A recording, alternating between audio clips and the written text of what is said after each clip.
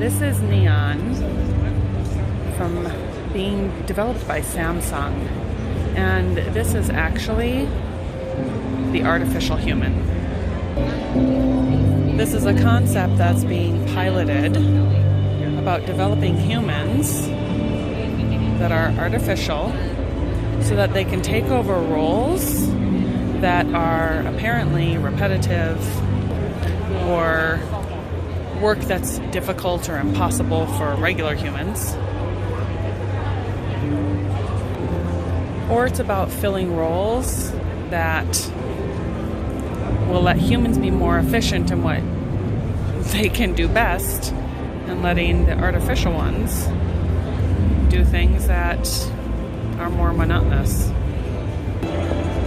But the goal apparently is to actually have humans who are interacting with artificial humans to feel comfortable, like they're being engaged with by a real human, to put them at ease and help them feel welcomed or engaged with, like someone checking you in for your flight at an airport, or working with a math tutor, or having an artificial human at a hotel programmed for any language, and then they can get you checked in. So this is a fascinating concept. I'm going to be really eager to hear the keynote. Lots of learning, like get faster. It's like this, and they have this keyword. Good morning. Thank you for joining us today. We are so excited. Some of you were here yesterday, and we tried to do some demos first time. Overnight we worked even more harder to make it even better, and we are going to show you something more even exciting. So first of all, thank you for joining us today.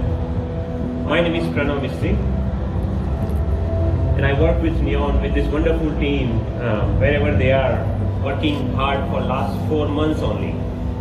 So whatever you are seeing today is Neon, is the 4 months of the work. So think about that. This is not a completely ready product. This is not also beta that we are going to launch to the market. But we believe that we want to give a preview of a wonderful technology that we have, a wonderful future we can create together. So whatever you are seeing is 4 months of the hard work, 4 months of the days and 4 months of the nights. So please forgive us if you see some glitches in the demos, because this is not final product or beta products or something. But as 6 years before, when I was in CES, I see wonderful products around me. I thought, why can we not give also a glimpse of the future in the CES? And today, we want to bring that demo aspects of it, that future aspects with Neon to the CES. So at Neon, we truly believe that can we bring science fiction to reality? Can we not just imagine but live in that future today, or can we start designing that future ourselves? And many of you are here to ask me this question: what is Neon? It's an obvious question, that what is Neon? In our 5th standard or 4th standard or different part of the world, different schools, we learn a periodic table, and you heard the word neon. We are seeing these neon lights lighting the streets of the Las Vegas and Tokyo and China and Shanghai and everywhere. Neon is this wonderful small element that's sitting in the 10th place on this periodic table. If some of you already know about neon, neon is an inert gas, a noble gas. They call it noble. Why noble? Because they don't like to talk to people. They don't interact with other elements. But when you bring electricity near to them, when you connect them to the internet, when you connect them to the digital world, when you connect them to the electric field, they glow. They become alive. So this is the one inspiration that we took, that neon, a NeoHUMAN, we call it. And that's what the neon we call it. But I'm sure that you are not here to learn the physics part of the neon. What you are here to learn is that what is this neon about? So I just told you the story, the naming of neon behind, but let us now go, what is the neon behind? I work in tech industry for more than 15 years. Many of you have witnessed my past work when you see the Galaxy Gears, or when you see augmented realities, when you see a smartwatch, first smartwatch launched by Samsung. Many of this work was started by me and my team, built from ground up, design, technology, algorithms. For my past 15 years, I've been always dreaming about how can we connect the bridge between machines and humans. How can we make machine world much more interactive so that anyone can talk to technology in the same way that we talk to each other. Right. So we started with this question. I started with this question that can we push the boundaries of what we can create as a human, as a mankind? And those questions have been asked in past for many visionaries or many people, questioning those things, failing, trying. And I wanted to give my try, that can I try something? Can we push what science can achieve, what technology can achieve? Or even further question, can we make technology more human? Rather than we becoming more machine, can we make machines more human? And of course, we are seeing some of those things already happening in our homes and in our pockets. Now we are talking to them, our AI assistants and interfaces becoming much more human. But then, there is a child in every one of us mind. We always dream that can there be machines like us? In science fiction movies, in literatures, we always dream about that, can we have machines that behave like human? Virtual characters that talk to me, as in my 3-year-old daughter, for her, a Princess Ona is much more important than me. If princess is sad, she is more sad than me being sad. The next generation is coming, they want to live in this world where there is no difference between how they feel about technology or human. That's one part of it. The second part of it, same example of my 3-year-old daughter. Right now when she's talking to a AI assistant in my home, she said, stop, don't play this music. She's talking to that machine in the terms of machine. Stop, open, close. I don't think that's a human interaction. There is a speech part of it, but that's not we talk to the human. What we want to do is that we want to push these boundaries that can those machines start understanding more about us, that we are tired, we are happy, our emotions, our expressions. And that is what not only me, but many other fields are also thinking of. We have seen that film industry, movie industries are already using a lot of virtual characters or characters that look like real. The actor, the younger version of the actor, we will see able to see in the film with technology. We also have the gaming world, where they want to make game characters as real as possible. For last 15 years, every year the progress is becoming, we cannot differentiate the character almost until they start moving, they're showing some expressions.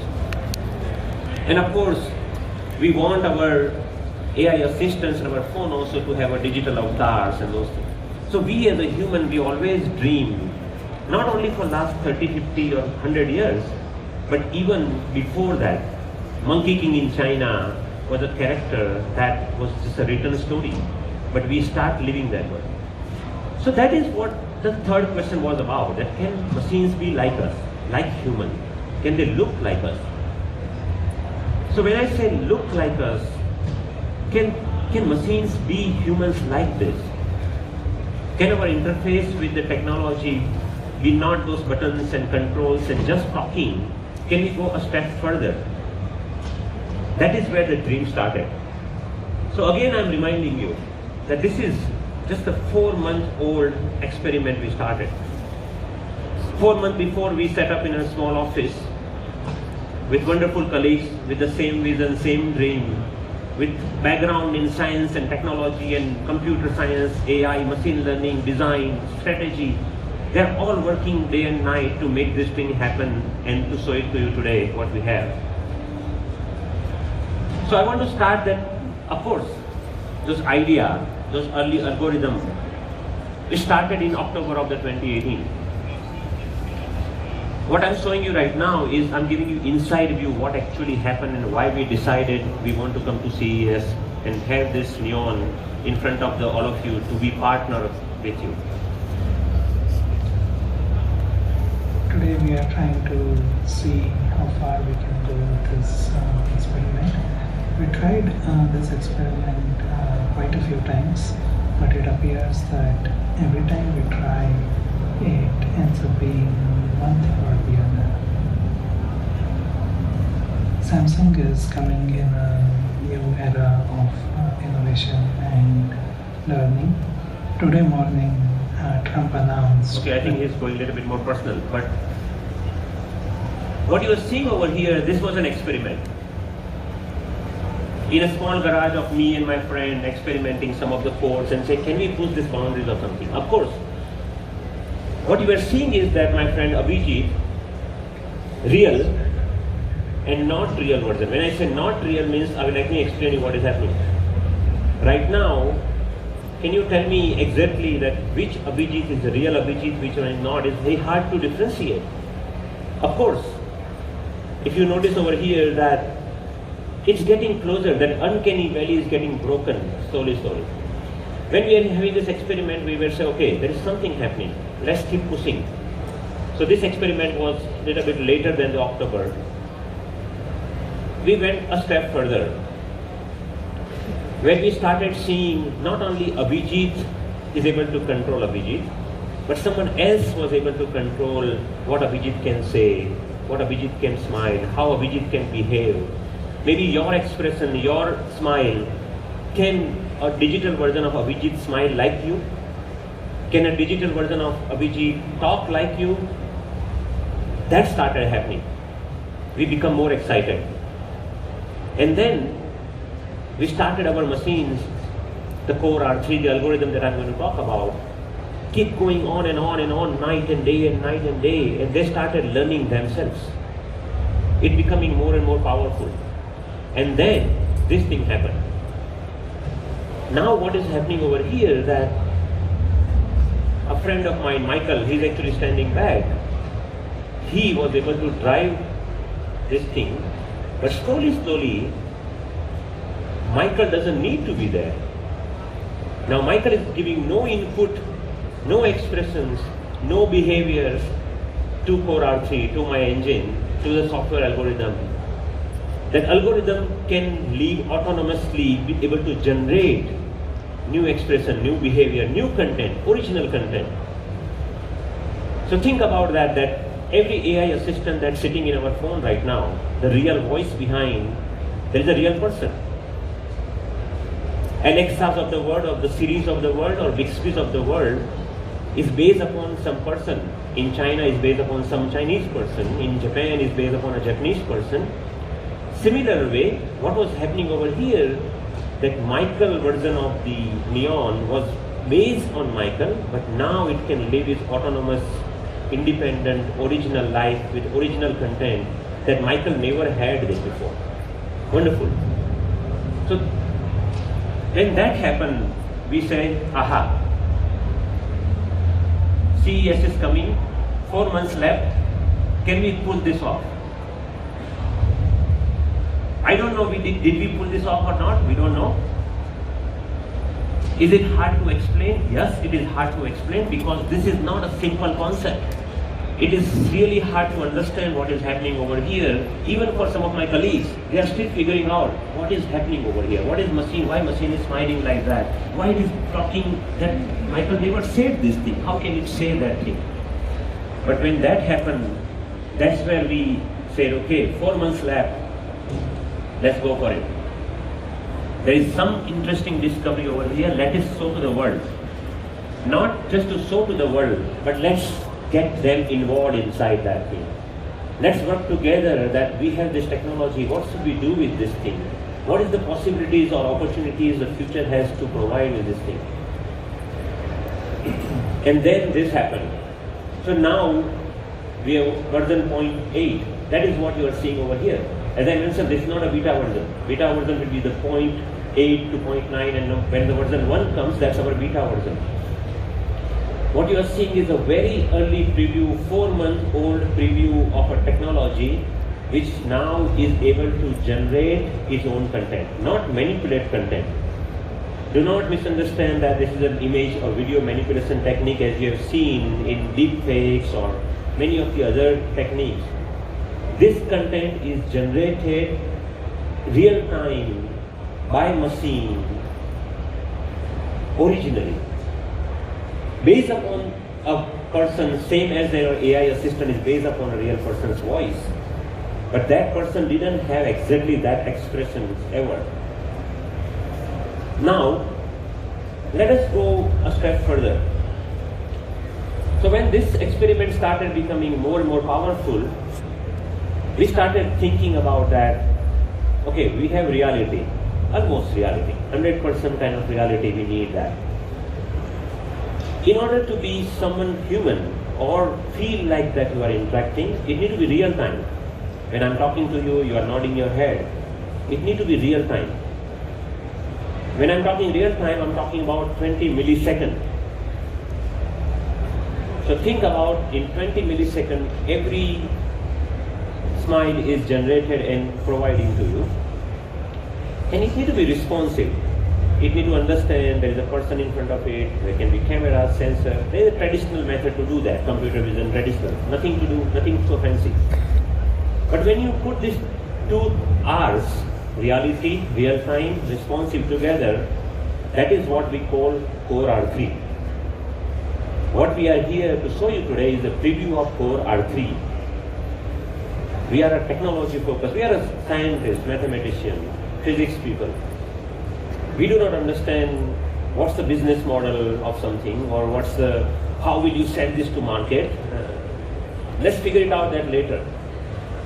Because every great idea starts with the science behind that thing. If you have a right science, right pushing the boundary of the science of technology, we will find the right use of that technology to make the better world. So now, let me explain you what Core R3 does. So Core R3 is built upon this whole concept of reality, real time and responsive. Core R3 is not intelligent. Don't misunderstand that Core R3 has intelligence on its own. Core R3 doesn't have the concept of memory. Core R3 does not have a concept of learning yet. I will come to that. At the end of the presentation, I will come to something more interesting that we are building. So what does the Core R3 have? Core R3 is built upon these three principal behavioral neural network.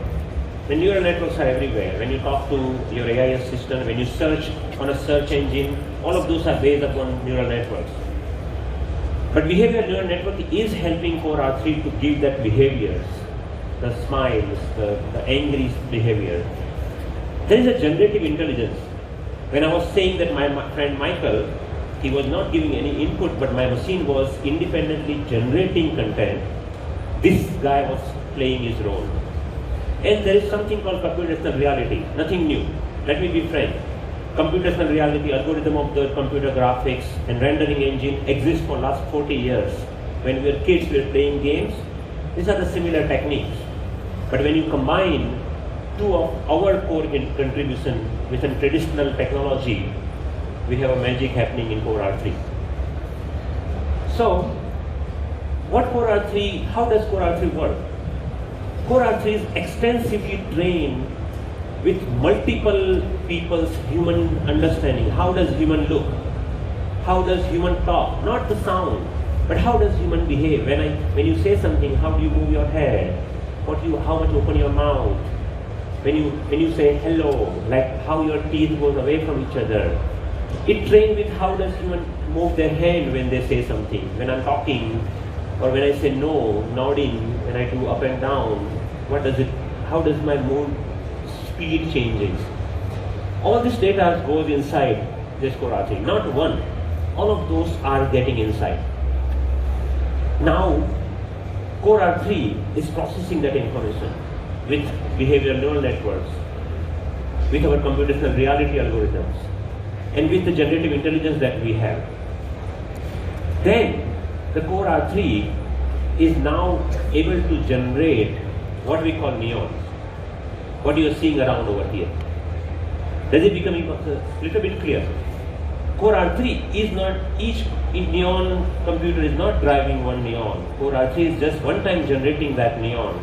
Now that neon can continuously generate new information, can have new learning, not from Core R3, but its interaction with the real world. Because now that neon, when it goes to the field, when it's deployed in a restaurant as a concierge service, or when it's deployed as a friend to your home, they will talk to you. Their characteristic will change. They will know more about us. That is what our goal is. So right now what you're going to see the neon, you're not going to see on neon. If you come tomorrow, the same goes here, that neon doesn't know that you are in front of it.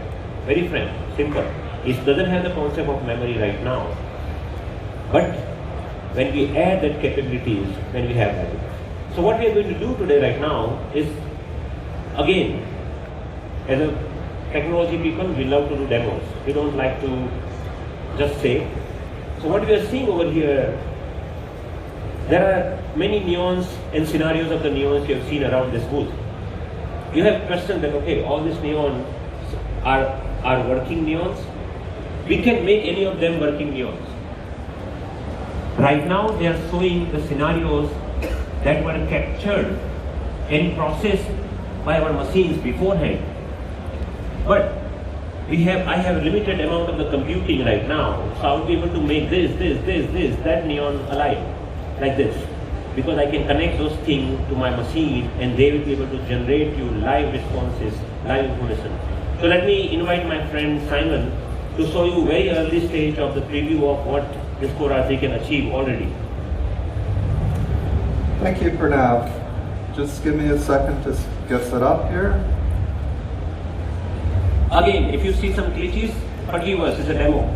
This is the second day we are ever showing this thing to anyone in the world. So what Simon is trying to show you, I think the first thing is that we have a 1 and 2 neon over there, and maybe there is, if you see backside, my friend Michael is there, he's waving his hand there. Like I asked them, can you make that neon also live? Because some of you had a question yesterday, oh, can this be interactive? Yes, now this is interactive. I can turn on because I only have limited amount of the computing I can provide. I said, okay, let's make that on alive. So you can see that now when Michael is there, that neon is also alive. Okay, thank you, Pranav. Let me explain a little bit what we'd like to show here.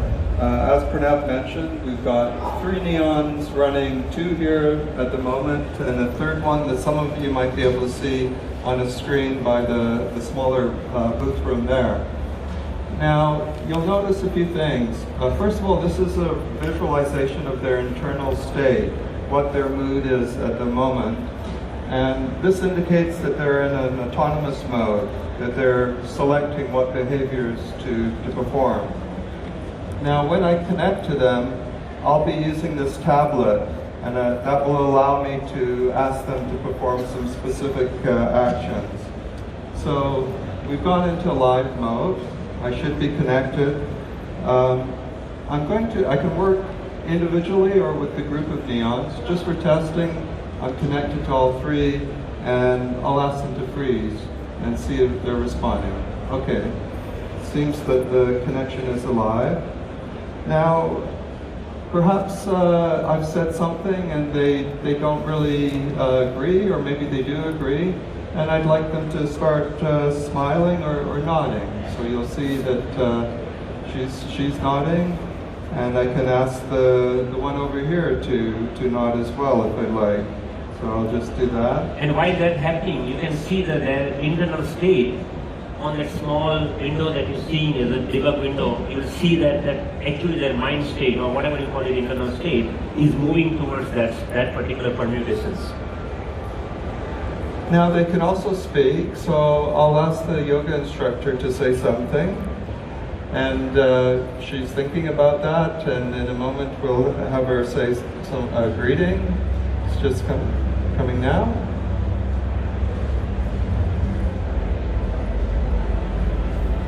Okay. Or perhaps there's something else she might want to say.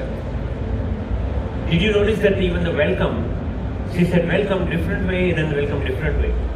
The reason for that is because it's not in our control how they are going to react to that particular situation. Now, we knew that since we're at CES, there's a lot of cameras around, so we thought it might be fun to have them pause and pose in a selfie position. So I've asked them all to assume a selfie pose at this point, and that's just being queued up, and you'll see them enter that. And you can see the same thing happening on the back side here also. So they are all controlled with the same systems right now. Okay.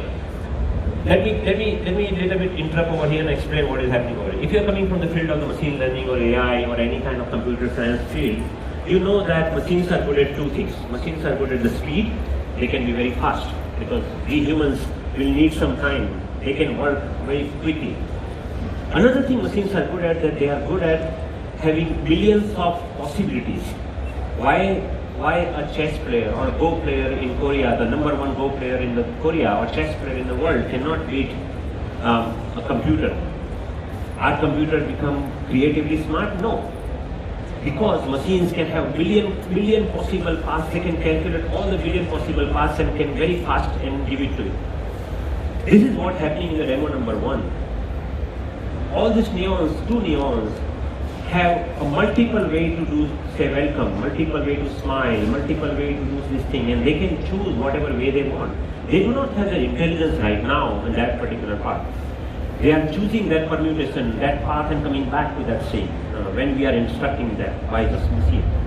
Later, that can be interactive, because if you smile, this responsive system of the core-RT can understand that, okay, that was a smile, I need to respond with a smile, and that is what the machine is about.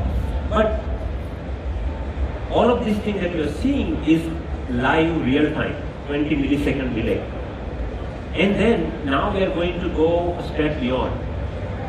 Not just the permutations, not just the selective path, but can we have a finer control? Can we say that smile and then say something? Can we say the same thing, but can we say with the angry voice? Can we control the individual eyes closing and opening? That is what will be the magic. How that happens, because this is not a selected paths now. This is where the core R3's reality engine kicks off. Reality engine now is able to generate every single permutation or the view that you've seen of that neon in real time. And that is what we are going to also demo you. When we do this thing, all our processing power on the back side, why we have to show this thing? To keep ourselves aware. Nothing is burning off. There are 128 core machines with 2 CPUs and multiple GPUs is able to make this live 20 milliseconds. Later that can all go into the cloud. You don't need to worry about that thing. That is why we are keeping it. So what you're going to see is a live demo of the next generation of the core RT. Thank you. Okay, we'd like to switch over to this neon now, who we call Maya. And here we're focusing more on this more granular, finer level of control of the face. So first I'll ask her to, for example, smile. And you'll see a nice smile come up, or perhaps another one. She could perhaps be surprised, or angry, or skeptical. Now at this point I'm going to actually freeze the face, so I'm going to just change modes very quickly into a mode where at this point I'm going to show how we can control specific facial features. For example, the eyes. I can close them, I can open them. So what is he doing? If you look at his tablet, maybe Simon can show it a little bit. Forgive it, it's not a final UI or anything like that. This is for our internal testing. He can slide his eyes open and close. He can say, okay, move your mouth this way. Can you move your head this way? Can you move her head while closing her eyes? So here's a tilt of the head. I'll tilt it either way, and these are all independent. So I can do that, eyes open and closed there, or on this side. We can also move the eyebrows, both or one. I'll reset that now. And we can also have her speak. So let's switch to a mode where she can speak. For example, she might say a story. Once upon a time, there were 4 little rabbits, and their names were Flopsy, Mopsy, Cottontail, and Peter. They lived with their mother in a sandbank underneath the root of a big fir tree. Now, my dears, said Miss Old Rabbit, one morning you may go into the fields or down the lane, but don't go into Mr. McGregor's garden. Your father had an accident there. He was put in a pie by Mrs. McGregor. So you can see that now run along while she's talking, and don't go I'm able to move her head by just sliding that thing. So this is not a recorded content. Every of that frame is generated in live real time. The voice delay that you're seeing is nothing to do with us. Any voice system, we can sync that voice system. Because we are not interested in, okay, the voice syncing is happening or not. What we are talking about is visual reality. Voice system, we can plug in any voice system. And we will show you that thing in a second. Why don't you show that voice system there? Sure. So this is another neon where the focus has been more on speech and speech in different languages. Just a quick example in English. Hi, welcome to CES. Now, the voices aren't something that we produce. They could come from an external third party. And sort of expression also says similar way, so you understand it's similar. Yeah, I can change expressions on this one. For example, here's a confused look. So when you said confused mode, that confused mode system is also coming it's a similar system. It's a similar kind of neon, with her own confused expression, her own smiles, right? And now, the voice that you're hearing over here. So do not misunderstand that we are an AI voice company or machine learning speech coming from our system or something like that. There are multiple players in this area. You will see so many of players showing their voice assistants and those kind of technology. What we are showing is that before that particular part. Right now, if we want, Core-R3 can connect to any third-party voice assistant system. Any domain-specific knowledge. If you are a bank and you want Neon to learn the domain-specific knowledge about banks or hotels or restaurants or a field, how to play flute or how to speak Spanish, we can connect that with the third parties. So what Simon is going to see that can we live, this is happening in the cloud system. We are trying to connect to a third-party API or third-party SDK you may call to connect to other voice system. This is not coming from us. So if you hear the sound which is sounding mechanical, it's nothing to do with Neon. In the future, that's why I'm going to come for the Spectra and you will see part. So Simon. All right, let's try a couple of other languages. We'll try Korean first. CES에 오신 것을 환영합니다. And perhaps something in Chinese. 你好，请问我有什么可以帮你？ So what is happening here is that our Neon connected to a third-party voice API system and it's asking the response. Any other language you want to? Well, we could try Hindi. और क्या हाल चाल है? हाल चाल अच्छे हैं. I can speak Hindi, so I can talk in that. But now we can also do something more interesting. Because just to show you that capabilities of third parties can go anywhere. There are a lot of chat box, like chatting systems, online chatting systems with the voice assistant or something like that. Simon, can we try to connect a third party chatting chit-chat system or chatting bot or something like that? Yeah, that sounds fantastic. So now Simon is connecting it to the third-party So how chat do you system. like CES this year? So now, this is not our system. Now, because this is a chit-chat system or chatting system, chatbot, Simon can be able to ask the questions by his voice and then able to permute those systems or any way to, by voice or by whichever interface the chatbot is providing to him. Any questions? Anything? Any other?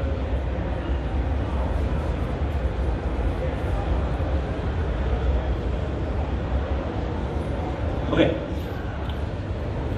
If not, then let's pause there because it might be the third-party API system is not responding. So as you mentioned, that this is not our connection. Hello, how are you doing? Okay. Again back. You have it? Connection? That was the response. Okay. I'm not a fast typer. Yeah. So what is happening is that even Simon was able to put some information and that's what the chatbot replied. You can imagine the possibilities that, imagine you are coming from Spain and you have a Spanish domain-specific knowledge or any connection, we can connect that. We are not here to show you that part of it. Last 4 months we were not working on any AI or voice, or that is not our domain. There are a lot of players doing that. What we want to talk about now is very quickly give you the brief of what we are doing with Neon. Our aim is to make Neon virtually real, more real, like us. We do not want Neon to be an AI assistant. Neon is not an AI assistant. It's not Hey Neon. It is about Frank, Natasha or Hannah. They have their own personality. You talk to them as you are talking to a person. You have your customized person that you build friendship with, you build memories with. The Neon learn from you, you learn from Neon and you become a friend. That is what the goal is. The third thing is that Neon is domain independent. If you want to learn yoga from a person who cannot go to everywhere, a Neon Yoga can come to your home as a teacher every Friday 1 hour and teach you yoga. When I go to travel some other part of the world where I cannot speak Hindi or English, they cannot speak that my language, I go to China.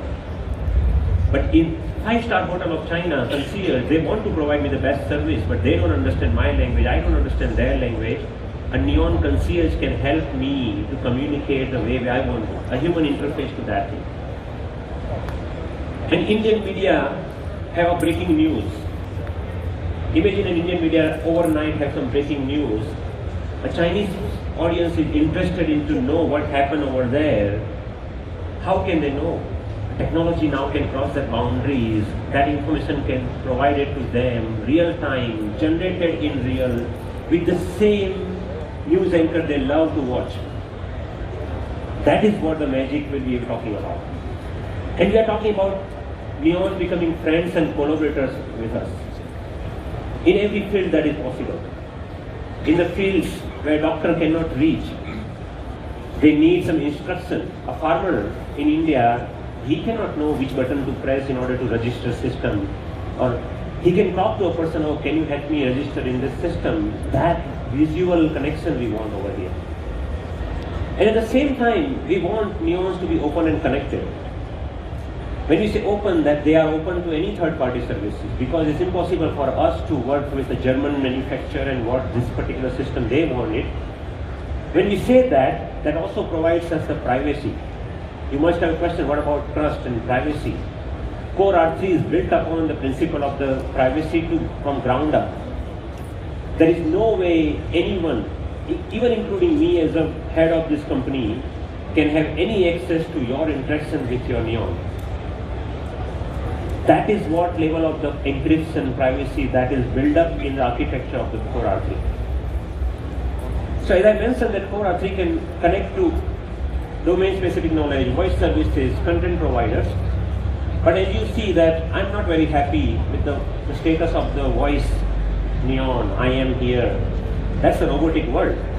In order to solve this problem, we are building something even as exciting. We are calling that Spectra. Spectra will complement Neon. Spectra will complement Core R3. When Spectra will be completely in beta version that you will see end of the year or maybe year after, Spectra will provide memory aspects of it, learning aspects of it, and that is what we want to do. Because we cannot rely upon memory aspects of any providing technology right now outside. There is nothing out there. So what you're going to see is that 4 months we delivered a preview of Core R3. End of 2020, 4 months we did this thing.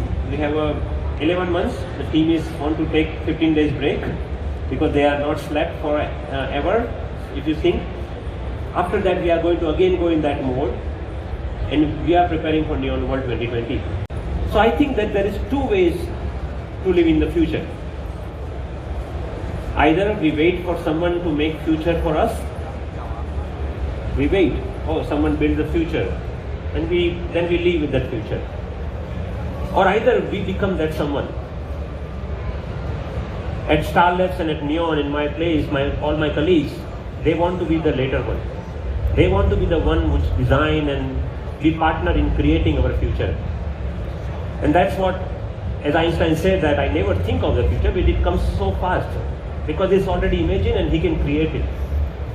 So with that, I would say thank you, and please talk to all my colleagues over here, and big shout out to all my friends and colleagues here. I know that they have worked day and night for these moments and this thing, so I really, really appreciate, and I'm so proud to be part of this team. Thank you.